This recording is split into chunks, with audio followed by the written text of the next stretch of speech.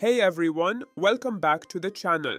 In today's video, I'll show you how to add the Binance widget to your mobile phone in just a few simple steps. First, make sure you have the Binance app installed and updated to the latest version. Once that's done, go to your home screen and long press on any empty space. This will open the widgets menu. Now, scroll down until you find Binance in the list of available widgets. Tap on it and you'll see different widget styles, like price trackers or portfolio summaries. Choose your preferred one and drag it onto your home screen. Next, you can customize the widget by selecting the crypto pairs or market data you want to display. Once done, just tap Save or Done, and that's it. Your Binance widget is now active and will update automatically with live prices. Super handy for tracking your favorite coins right from your home screen.